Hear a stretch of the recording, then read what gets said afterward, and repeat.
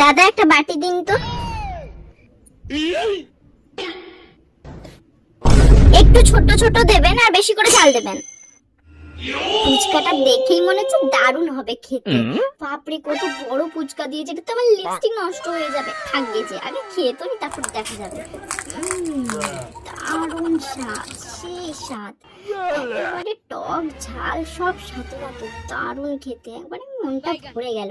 আমি তো সব খেয়ে নেব, ফুচকার স্টলটাই শেষ করে দেবো।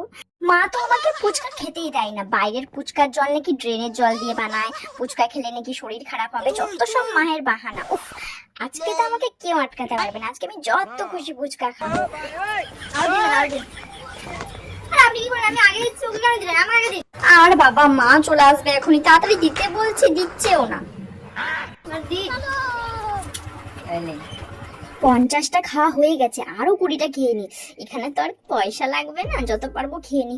উফ, ঝালটা যে খুব লাগছে, আর বোধহয় খেতে পারবো না নাকি, এত ঝাল। উফ, ঘাম ঝরে যাচ্ছে, গরম করছে খুব। পেটটা কেমন করছে, পেটটা ব্যথা করছে কেন? আর কি খেতে পারবো না? কি রে ঝিনুক, আর কত ফুচকা খাবি?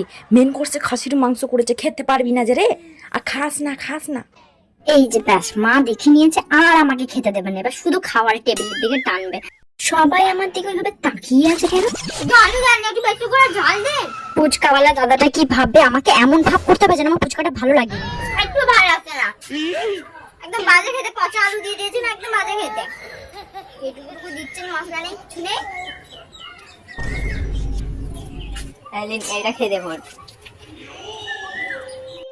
আমি তো মনে হয় আর খেতে পারবো না, থাকে এটা খেয়ে নি লাস্ট। আর কি গো, বেশ তো ফুচকা খাচ্ছ একা একা, অনেক তো ফুচকা খাচ্ছ দেখলাম আমি। এ মা, ছি ছি, কি ভাবলো কি জানি, এবার ভাববে কত খায়। থাক, আর খাবো না বাবা, 120টার মতন খেয়ে নিয়েছি। না, আর খাবো না, একদম ভালো লাগছে না। ও খেয়েছি 20টার মতন, 50টা মতন খেয়েছি, আর খাবো না। নাহলে আরো খেতাম, ভালো লাগলে আরো খেতাম।